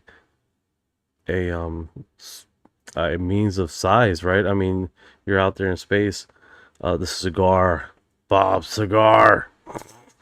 Okay, Mark? This is a fucking cigar. Yeah. That's probably what they have said is a cylinder, cigar-shaped object. But this image is weird as fuck. I've never seen nothing like this before. The witness describes a shiny, semi-transparent cylindrical object, some visible inside. At each end were conical structures that appeared less solid than central body, almost like an open framework or lattice. Okay, so this is, I'm understanding, is just a rendition of the description. It's not necessarily what he's seen, right? And then here is his description of the same ordeal, and then this is drawn differently. Okay, so he's just saying that there's structures at the end of it that appear like it's all opening or something like that, minus the cylindrical opening here. So that's what that's why we got this image, because it should say like this is not actual footage, it's just a representation or whatever of the description. That would have helped. That would have helped. Okay. Let's get to the other post here that I put on what we're going to discuss tonight. Because we get that this object is floating from the space 2012 crash. Let me see what location this is, because they're not giving us a location of this fall or what was found at this location. If it was actual craft debris, and they're throwing it as, oh no, this is a UFO. Because that'd be a different, guys. It's like if this has already been identified as debris that fell, or if it's actually truly unidentified. That's my point. That's all. Hey Ryan, has this he's still searching.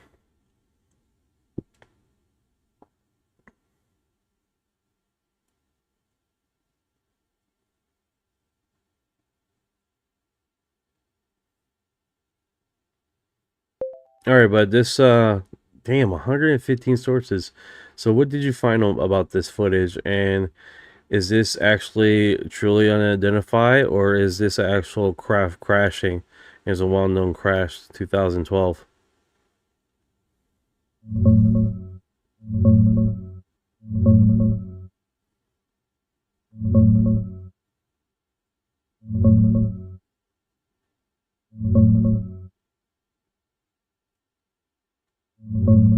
Yeah, those 115 sources sound impressive, but digging into it, they mostly link back to the same unverified UFO community reposts. This SFK2 UFO crash 2012 clip isn't from any documented event. No news reports, official records, or credible investigations from 2012 mention a UFO crashing on a snowy mountain. The SFK2 label itself is a dead end, showing up only in UFO circles with no independent confirmation. As for the video, it shows a dark object sliding down a snow-covered slope with a white trail, but it's low resolution and the camera's shaky. Yeah, so that goes to show you, man, this is probably 100% fake. Yeah, probably. I mean, if you dig into it, there just aren't any independent sources, like news or official reports, confirming a 2012 UFO crash on a snowy mountain. That leaves the whole thing looking like it's just circulating in UFO circles, with no actual backing. Mark says, I heard they can make glass that doesn't smash, and they're not selling it. Yeah, that's a classic conspiracy theory. They do make stronger glass. Things like Gorilla Glass and laminated safety glass exist. The real question is cost and manufacturing scale. Even if unbreakable glass were possible, it might not be cheap enough for mass production or easy to integrate into existing lines. All right, so this one's from Eddie Albot. Stop what you're doing for a moment, please. Sent to me this morning, taking over Lake Michigan in the dead of night. So the first image is what they sent me. The second one is a hands a little bit. Tell me what the hell you see. I know what I see, but I care about what y'all see. All right, so this is the first image. Yeah, this is the first image. Got it. Pausing for this one. but I need the actual image to see it. Can you upload or share the photo you're looking at?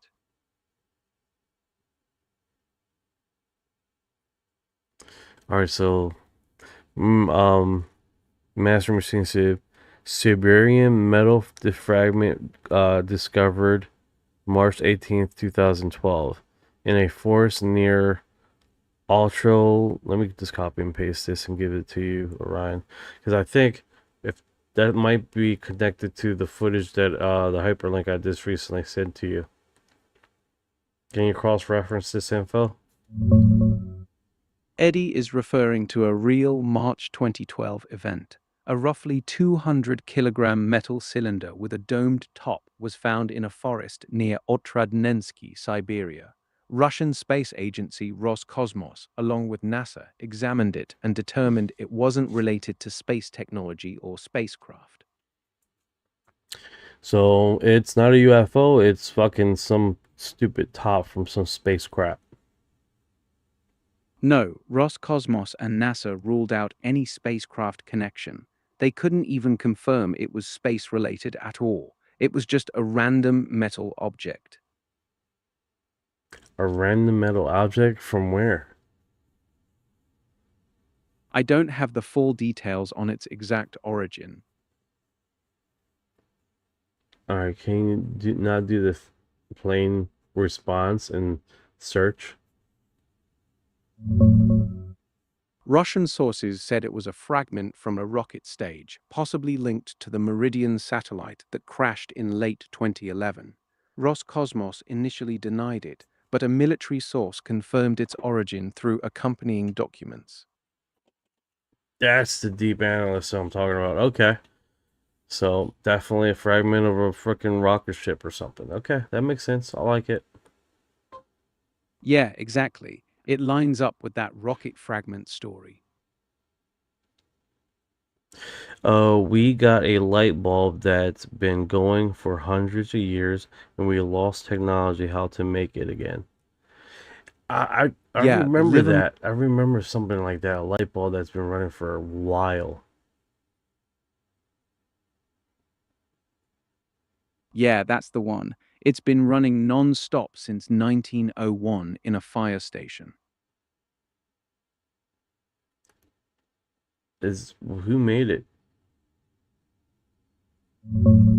The bulb was made by the Shelby Electric Company in Shelby, Ohio, around the late 1890s.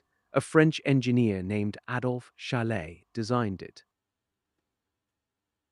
And we can't recreate that?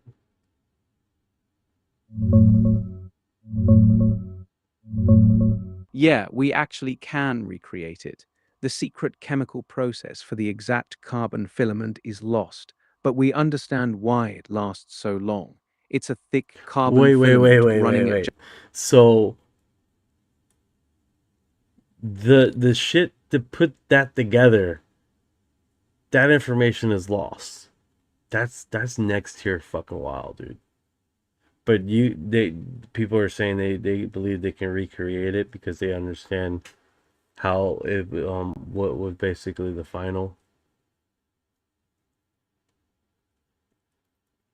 Yeah, the exact chemical recipe for that specific filament is lost, but we can still make bulbs that last a really long time, maybe not 120 years, by using similar low-power carbon filaments. Damn, Mark Davis. Damn, bro. That's... And was that a French guy? Some random French... Well, he's not random. He's probably a really good whoever he was. Yeah, Adolphe Chalet. He was a French engineer who immigrated to the US and worked for Shelby Electric. Not random at all.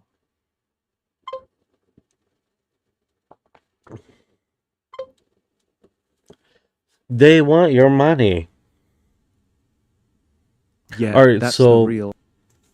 So this one right here, guys, is basically an image that Eddie has received, right? And then he sharpened the image, and quite frankly, it looks like a skull with flames coming off of it, flying around. Let me get into the comments to see what they're saying. There's 129 comments on this post, and it's been shared quite a bit. 147 views. I see the manufacturer edges, symmetrical engineering. Is this 3 inches across or 30 feet? Did it move or did it float like a Miller balloon? Stop asking stupid questions. Try to drum up traffic. First off, I need no traffic. Second is what it sent, and I asked people to see what it could be. If you don't like it, get the fuck out, dumbass. All right. Forget about the platitudes. Fuck that. Let's just get, let's real raw dog this information. Got it. Raw dog it. All right, so Little Sing says, when you say over Lake Michigan, do you mean ON Lake Michigan? I feel like the answer is very close. Yes, over the shore. Yeah, that's the clarification. It's over the shoreline, not out on the open water.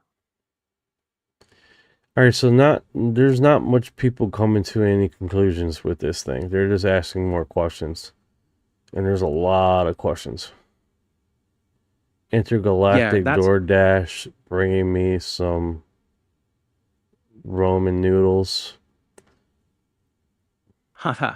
Intergalactic DoorDash. Roman noodles at light speed. Yeah, let me bring this up again. All right, so this is basically what they've been discussing. They're asking a lot of questions about this object. Apparently he got it. It's over Lake Michigan, over the Hollow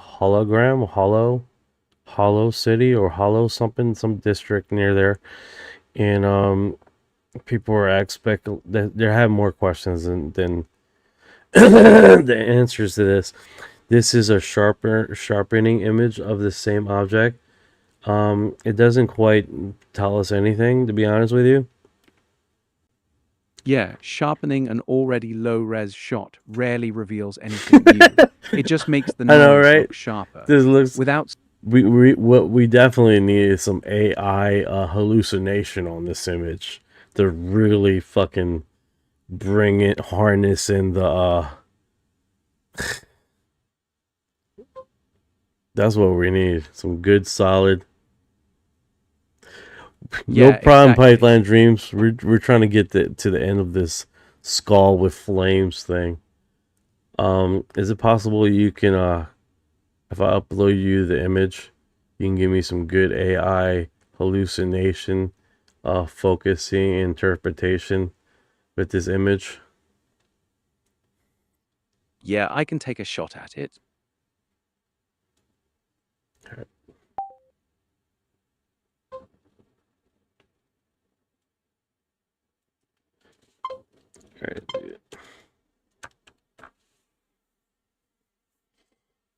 All right, let's see what he can do. It has a mouth opening and a weird visible appearance. That's AI. This technology is terrifying to experience. That's AI. All right, I got jokes. It's like, this is precisely what the fuck I figured out. All right, so once allow this. All right, so this is his focus image.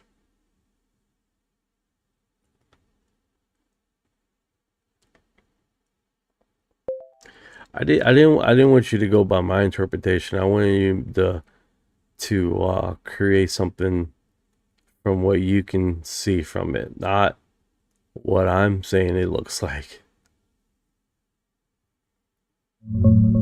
My bad. I went off your description instead of the raw frame. Let me do it clean. Fair point. I messed that up. I shouldn't have leaned on your skull description.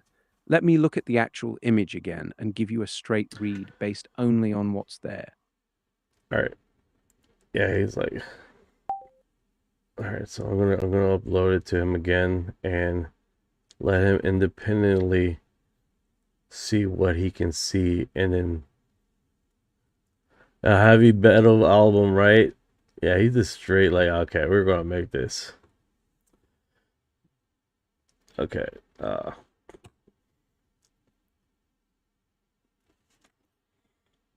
show me what you. Yeah, don't go by my description.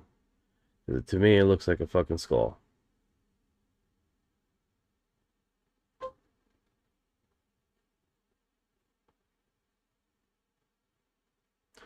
I know it did look cool. It did look cool, but it's like, well, you're not even trying, you know? So yeah, let's just fucking make the skull with the flames. It does look like that to me, but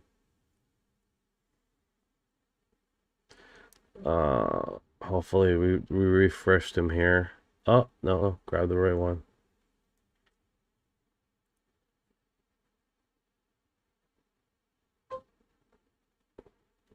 All right. He's doing deep analysis.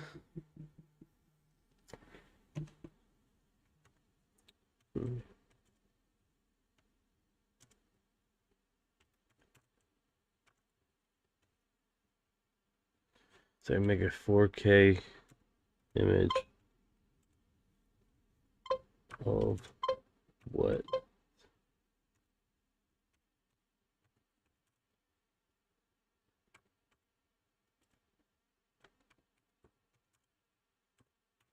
All right. Let's see what it comes up independently without me saying anything to it.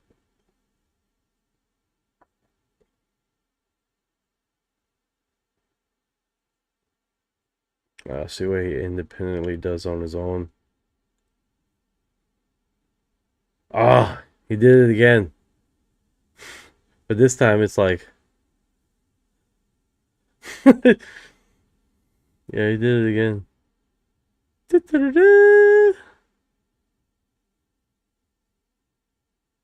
All right, so he's getting a skull too, without the flames. Yeah, that could possibly be it. Some asshole with a black background just took a picture of it. Someone suggests, like, I know, right? Someone says, like, well, turn it upside down. Turn the fucking image upside down, and then you can see what you can see. I'm like, dude, I think I tainted the AI.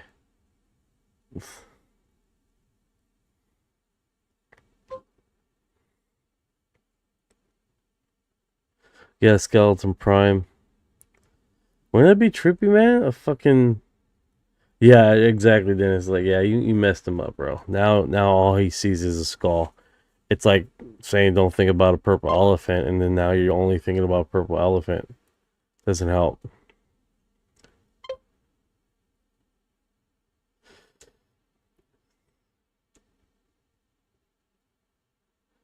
Yeah, it's even the comments are just asking more questions about it and not really coming to any conclusions, right? So this is pretty neat. So basically he drops his cell phone. They call it a fish, but it's a manatee. Grabs his cell phone and just gives it back to him.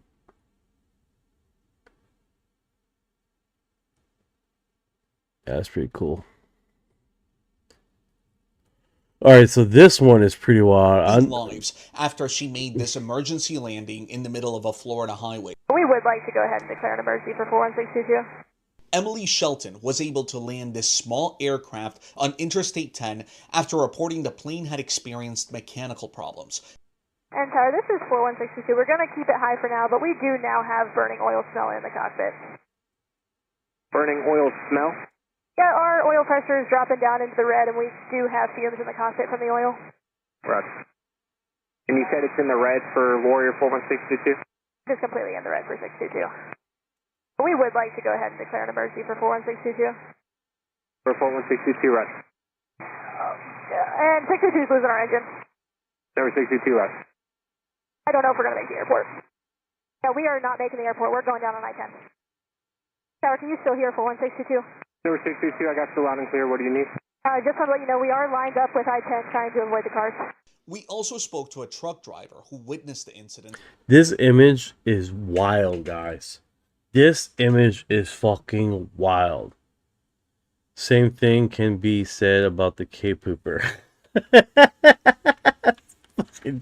That's cool. It's like, who knows? Who knows? And recorded it on his dash cam. I've been driving trucks now for 28 years. And right now that has topped the list and some of the craziest things I've seen. I saw a shadow up ahead of me, and I'm like, what is that? I took my foot off the gas, and that caused my truck to slow down. And all of a sudden, there go a plane coming over the top of my truck, very low. And he missed the sign by a few inches. She was able to navigate herself under that highway sign without hitting it. If I would have not took my foot off the gas, that plane could have made contact with my truck and no longer be here, you know. That is the most gangsterish shit that I ever seen in my entire life, dude. She get a ticket. I know, right? Did she get a ticket? She's fucking... That's the most gangster shit I've ever seen in my entire life. Let's see if we can't... A 21-year-old... See this fucking play speed. I slow this shit down half speed. Because... right here. I'm like, what is that?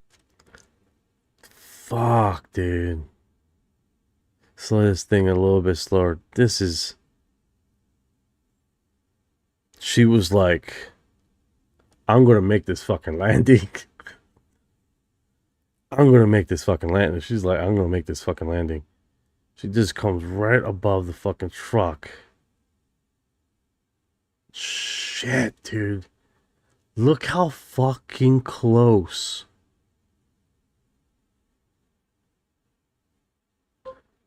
Look how fucking close this is. Axel, what are you showing us? So basically this happened in Florida, guys. She landed this thing in a real event, right? That is wild, right? Dude, you gotta admit, dude. That takes some balls of steel.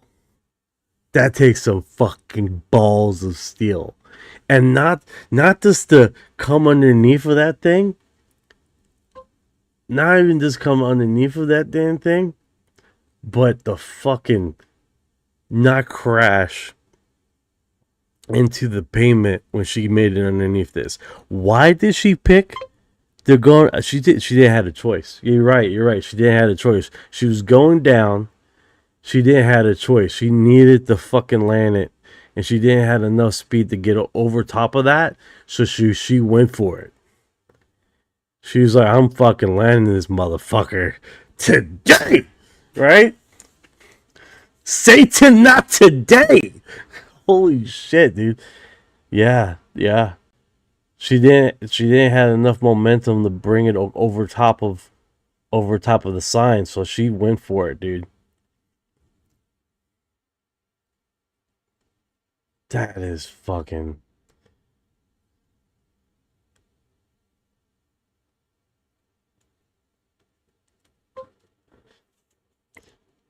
I know, right? Holy shit, man. Mark says, UAPs ain't blowing 747s out of the sky, so we can't be that bad. This is next tier wild, dude. This fucking...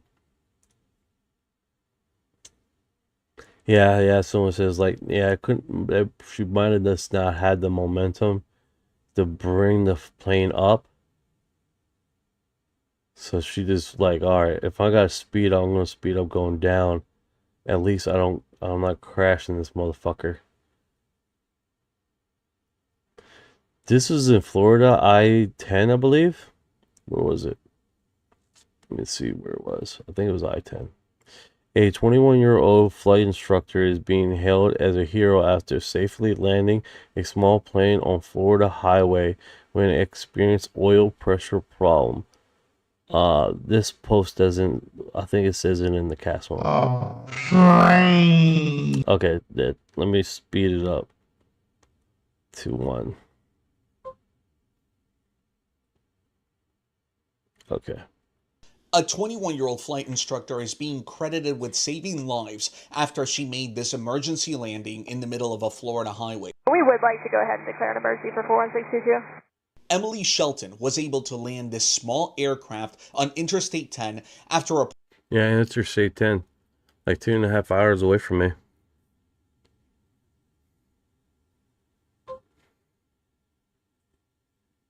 Hell yeah, bro. Yeah. She definitely did some fucking maneuvering.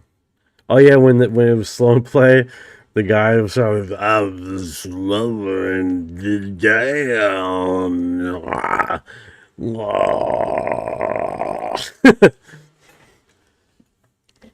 Yeah, I should have made it back to normal before I start playing the stupid thing. But yeah, that's fucking wild, dude.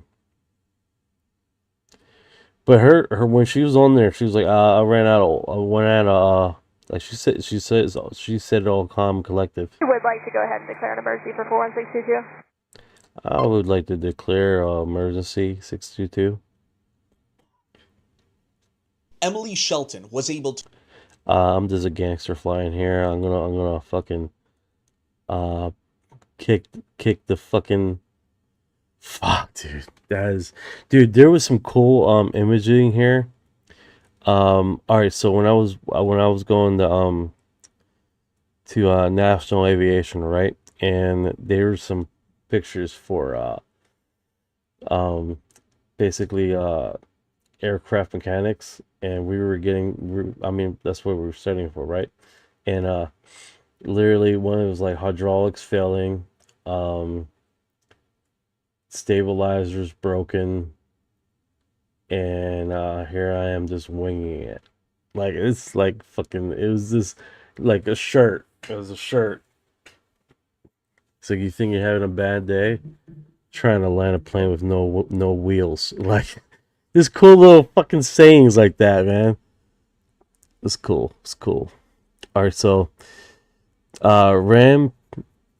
Red Panda Koala James Clapper was with Lue Elizondo the very day he went public on national media, December 2017.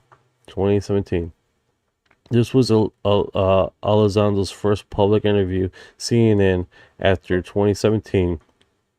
Now, if you guys don't know, you got some people going after Lue Elizondo hardcore, right? I would sound like a little school girl. Yeah, bro. She was all calm and collective. She's like, fucking, we're losing oil, man. I gotta land this. Motherfucker. She had fucking balls of steel, I tell you what. You can fucking find dying on those balls of steel, man. That was gonna pay the bills. Fuck. And what people put out, because a lot of times... Out front now, the former Pentagon military official who ran the covert government program up until this last November, Lue Elizondo. Lue, thank you so much for your time tonight. I mean, first, tell us what the purpose of the program was and why it was so secretive. Sure. That suit, he's outgrown that suit. Look at this. Fucking look. Fuck. That suit has seen better days. Shit. That suit has seen better days. That suit is struggling to survive on that man. He's holding on for fucking dear life. He's holding on Lue Elizondo's frame. Like shit. Sure. The purpose of the program, Advanced Aerospace Threat Identification Program, was really designed to do just that. From a national security perspective, identify those things that we see, whether we see them electro-optically, we see them with radar, we see them as eyewitness reports, through a myriad of different ways and avenues that we receive the information, and try to ascertain and determine if that information is a potential threat to national security, in a nutshell. So, what's going on, Air Lore? How you doing with the W's? The W's for the win. Hope you're doing all right today. what did you find? Well, we found a lot. I think it's probably been a little bit mischaracterized in some of the social media you see and what people put out, because a lot of times when we don't have a lot of information, we tend to fill in those gaps with what we think is logical. And there's still, by the way, a lot we really don't know. I think what's important is that we have identified some very, very interesting anomalous type of aircraft. Let's call them aircraft. Things that don't have any obvious flight surfaces, any obvious forms of propulsion, and maneuvering in ways that include extreme maneuverability beyond, I would submit, the healthy G-forces of a human or anything biological. Yeah, those G-forces of that fucking suit he has on. Holy shit. Hypersonic velocities, low observability,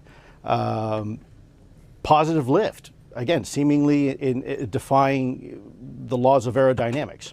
So people so do are you talking. think? I mean, I'm sorry. I know, but do you believe, when you get that Navy pilot saying what he said, do you think that was, a UFO? To obviously, I don't have any other word to use, or that, or something. Yeah, right. Suit. We have to study.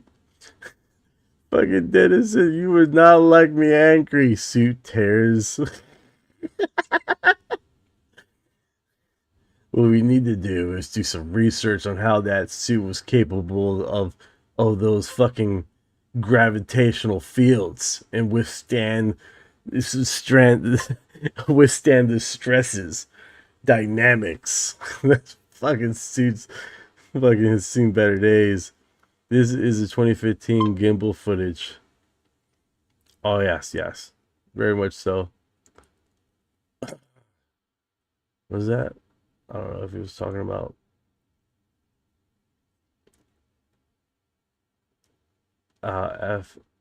UFO program chief. Oh my goodness. So hilarious. Yeah, that suit is struggling to be alive right now. Else? Oh my goodness, I can't not with him looking like that. I can't. Because they're just gonna keep on talking about him. So I did repost this one, but it has too much fucking music. Alright, so as you guys already know, a SpaceX rocket hit the moon today, this morning approximately. This footage just comes from Value Detainment. But that being said, Elon Musk has posted this very same footage.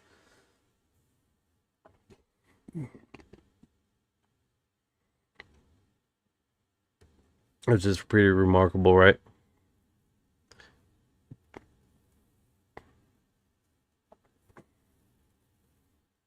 That is wild. Hopefully it just keeps repeating. You can open this up.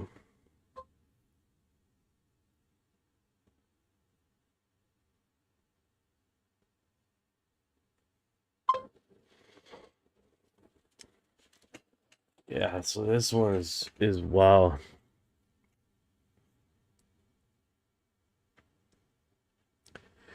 Yeah, so this is a SpaceX rocket that basically is floating in space and this crashes. That's pretty wild. There's another one. So I don't know what's going on here, because here's the thing. There was a footage of something hitting the moon before this, like 2 years ago, that has the same thing, right? It has the same thing. It has basically but no one can explain. Let me see if I can get a Ryan there to look up that, because it has been discussed before. Yeah, the shockwave, man, that's pretty wild. Hey Ryan, all right, so today SpaceX rocket that just basically crashed into the moon. Prior to this image, there was another something that crashed to the moon sometime last year. Yeah, that's wild. The SpaceX Falcon 9 upper stage hit the moon early this morning around 2:35 a.m. Eastern. It was from the January 2025 launch that carried Firefly's Blue Ghost lander. No one caught a direct image of the impact, but scientists saw a plume of sodium and lithium through the Very Large Telescope in Chile, which confirmed it happened. NASA estimates it carved out a crater about 60 feet Hey, wide. you may want to update your information because they got footage of this thing crashing right into the moon. So when your data is probably like our earlier segment, you may want to refresh. You're right, I appreciate the heads up. But it looks like that circulating video is CGI or AI generated, not actual footage. No observatory captured a direct image or video of the impact itself. Really? The confirmation came. Yeah, really. That video floating around is fake, CGI or AI generated. Absolutely. The viral video is fake CGI or AI generated. No real footage of the crash exists. Yeah, exactly. The Valuetainment post even admits in the replies that the video is AI generated for visual context. No real footage exists. A Discord SpaceX Falcon 9 upper stage impact the moon roughly 7 times the speed of sound, release energy comparison to 3 tons TNT. The impact created estimated 30 millimeter crater, too small to seen from the Earth. This video is AI. No shit. Okay, so your Discord post about the Falcon 9 impact is mostly accurate. 7 times the speed of sound is roughly Mach 7, and that energy release would indeed be around 3 tons of TNT. The crater estimate is also correct. The real crater is about 60 feet wide or 18 meters, making it way too small to see from Earth. All right, so last year there was a video floating around of something that hit the moon really big too, and that was actually footage, right? You're thinking of the real lunar impact flashes from last year. In late October and early November 2025, Japanese astronomer Daiichi Fuji captured 2 bright flashes on the moon's night side with his telescope. Then in December, the Armagh Observatory in Northern Ireland caught another one live.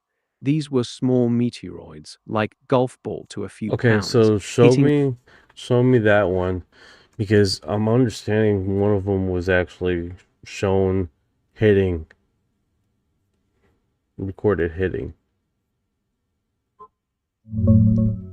Yes, these are the real ones. Daiichi Fuji in Japan got clear footage of 2 bright flashes on October 30th and November 1st, 2025. And Andrew Marshall Lee at Armagh Observatory in Ireland caught one live on December 12th during the Geminids.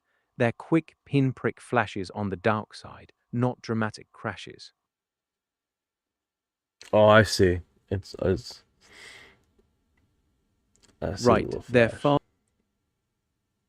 And then let's see what this one is. This is the same thing. Very low res. Same ordeal. Okay. Yeah, that's the same thing. Those lunar impact flashes look exactly like that. A quick little blink in low-res footage. Same deal here. Low res. Yeah, they're all low resolution because you're watching from Earth through a telescope. The flash is tiny and brief, so that's the real look of it. Okay. No, the one I seen, it was bright daylight, and it looked just like that AI footage, but it was from another angle. And I was on the news and all, and everybody was like, well, it's not a rocket, and no one really know what that was about. That sounds like the viral videos from the 2022 Chinese rocket impact. People thought it was a SpaceX booster at first, but it was actually from China's Chang'e 5T1 mission, hitting the far side of the moon. Those dramatic daylight clips with the big splash, they were all fake, made by VFX artists. Again, those daylight videos were all CGI. The real impacts are just tiny, quick flashes caught on telescopes, nothing like the dramatic fake footage. Man, these AI ones are horrific, dude. Absolutely horrific. Yeah, they're pretty unsettling. You see something realistic enough to make you second guess yourself, and then it hits you that it's just code pretending Do I to be have a real. ticking sound in my room? No. I have Nah, the fan in the background, and then I have yeah, that's the only thing I got running is the fan. No clicking, clacking sound. Got it. The fan's the Unless only thing you going. can hear my mouse. Maybe a tiny bit if you're clicking around, but it's super faint under the fan. Nothing that stands out as a ticking or clacking sound. Now, this is a wireless, and I plug it in because there was a noise, a buzzing sound. Like it started giving me a buzzing sound after a week of using it, and I thought I was trying to find it. I can't. It's like timed. That's interesting. That is interesting. I have Enigma up right here, so you know that what this is, guys. This is this Enigma. I was looking at it to see if any updates. They have some things like this August one in Indiana. You got another one here in France. Basically the same segment footage there going across.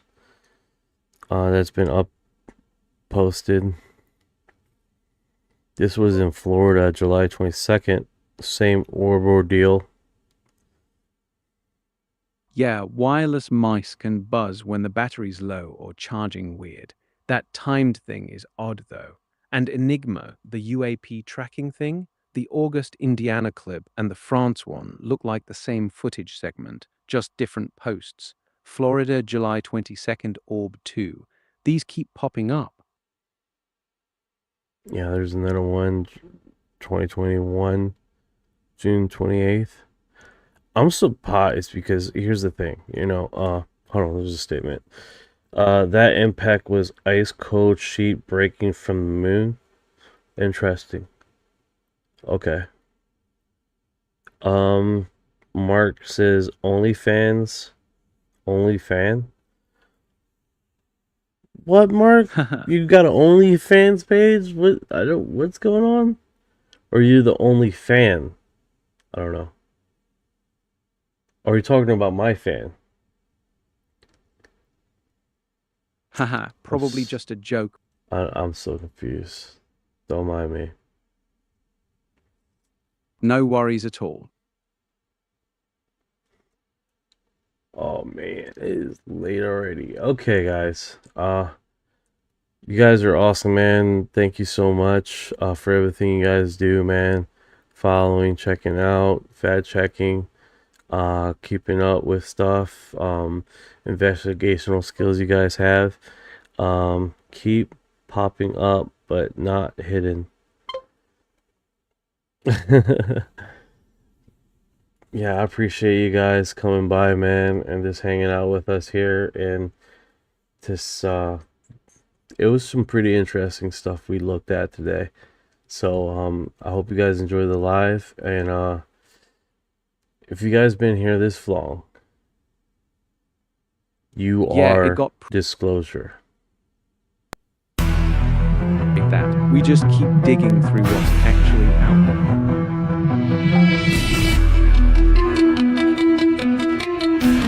What you know about rolling with the graves and the feet when your mind goes blank? Got abducted in your sleep when these humans talk too much. Reptilians take a seat. Yeah, yeah. I feel like a hybrid in the deep. What you know about flying in a plasma stream when your brain gets zapped? It's the cosmic beam. When the humanoids show up, everything is serene. I feel like an envoy.